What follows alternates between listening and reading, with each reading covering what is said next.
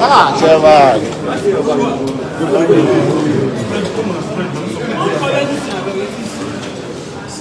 Austin. Please bring your mic.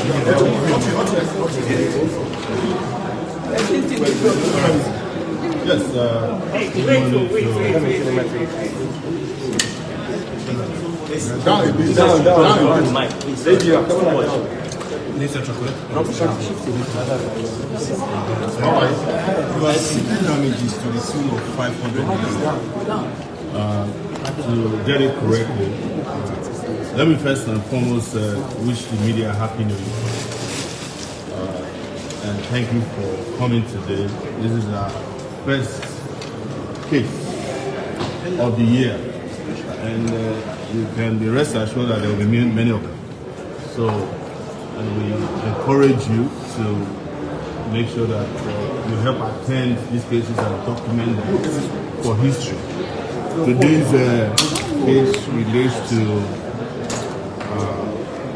the consistent violation of my rights by the Nigerian police. So I decided last year, when I've had enough, to sue the IGP of police, the illegal IGP of police, in his personal capacity, and also sue the Ministry of Justice and the CP of Abuja, and we are seeking damages.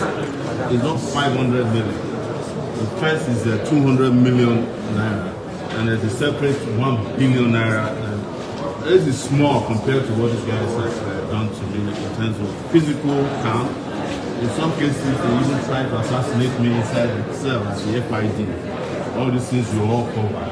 So I decided to sue them after I was arrested illegally, after the criminal Kano protest we did in October of 2025, in which, as you all know, the police arrested us for exercising our fundamental human rights.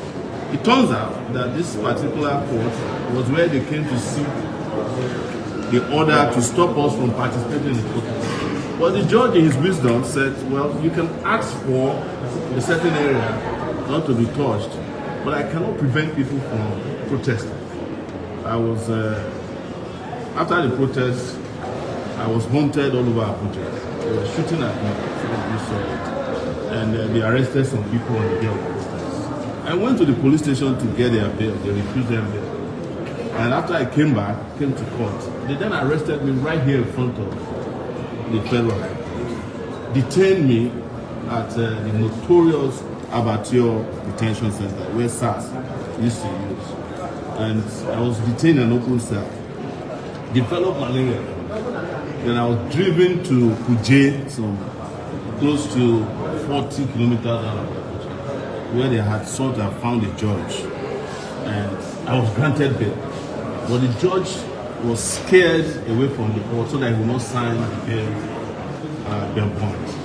And I had to spend that weekend. So before spending the weekend, the police, led by the advice police squad leader, one CSP Barao, physically assaulted me within the conference, forced me into their vehicle and took me to Kuje prison after I'd been granted bail. So we said we've had enough. I had to spend 4 nights in Kuje prison. So that was the basis of this particular lawsuit. And our lawyer, Marshal Abubakar, you know him very well, is the one that's going to be doing justice to this, in addition to other competent attorneys. Human rights attorney AK Musa is there, coaches here. Some of them have not resumed from Wali also, who have not resumed from the New Year holidays. So they are not here.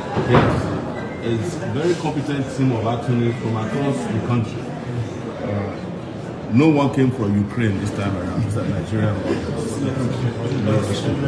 So that's the basis for today's case. Again, I want to welcome you. Thank you for coming to cover it. And I hope we will see more of you. I want to say a small joke for the media. Anytime the federal government arrests me, I see the media everywhere. You find them in the toilet, some of them are hanging from the POP everywhere. But whenever it is a case of chivalry versus, we can't find the media. I hope we develop the kind of relationship that will help you and help us cover this for posterity. I'm also in the media, so there's no basis for us to be separated. And whenever you get into trouble, I'm the first person who will go and defend you. I remember that when Channels TV had a problem with the Buhari regime, I went and sat in front of the Nigerian Broadcasting Corporation for hours just to make sure that those who were invited to that very nebulous meeting made it home. Those were the days of the crazy Buhari regime and Malami.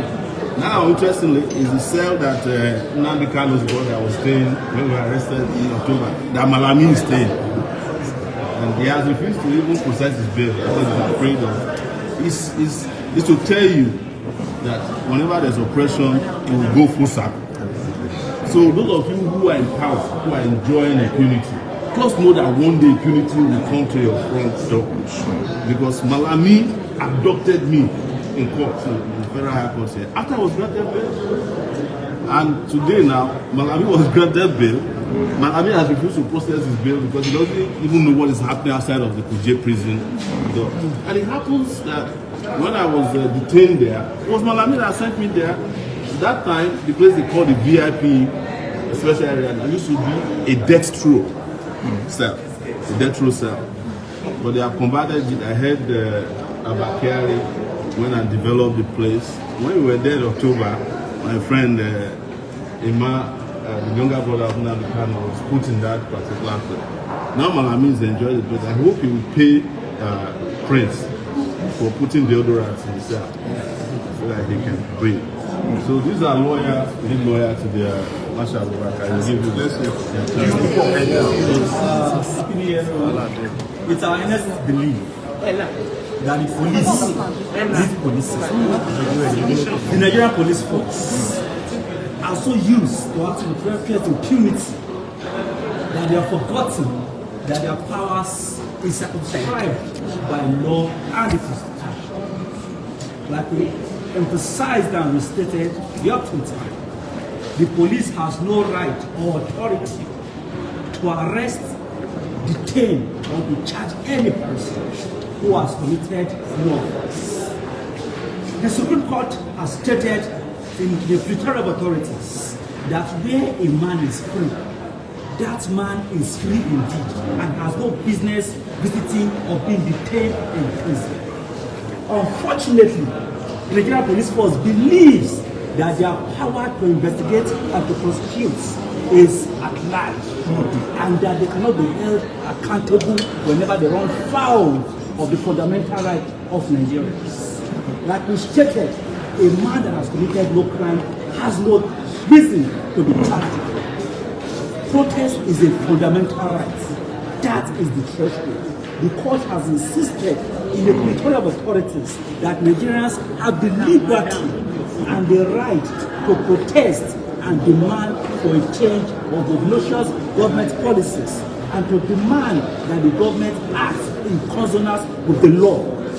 Where Nigerians elect to exercise that right of protest or the right to demand for accountability in governance, the police, the DSS, and other security agencies has no power to clamp down on such legitimate protests, to arrest persons who take part in such protests, and to charge them to court in the first place. Where this has been done, such an action is a violation and a direct assault on the Constitution. That was what was done to our friends who took part in the Free Nnamdi Kanu protest. And it was on that basis that we filed this suit to remedy the rights of Nigerians who took part in that protest. Arresting Nigerians for taking part in protest is unlawful And having failed to justify the arrest in the first place, the court has now been called upon to look into that particular issue and to remedy the wrong that has been done to our comrades who were unlawfully and unjustly arrested. How much? The claims are quite various. We are asking for punitive damages of 1 billion naira, damages of 200 million naira, and litigation and other damages. We also asking for retractions and apology where a right has been infracted, like we have in this instance. The constitution mandates that such a violating agency must tender public apology and compensation to such a person. It is a matter of fact, and that is why we are in court today. I should add also that following my release from Kuje, the Commissioner of Police in Lagos, Moshood Jimo, also declared me wanted unlawfully. I was leaving the prison when I heard on social media that he had declared me wanted, that he heard I was coming to participate in a protest against the demolitions that was happening in Oworoshoki.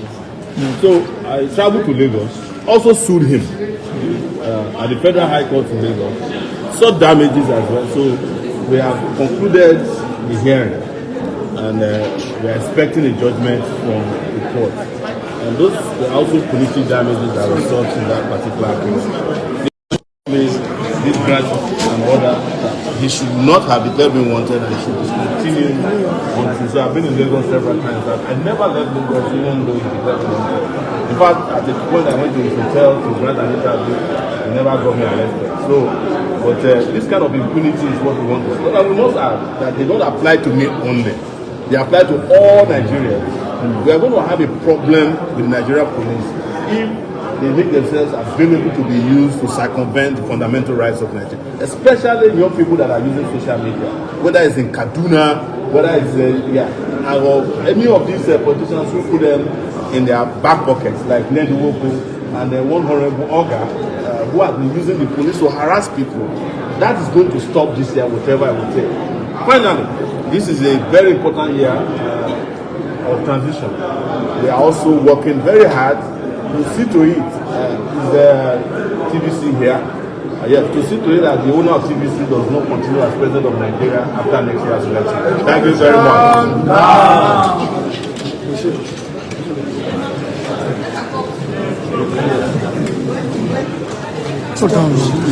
I think we come out.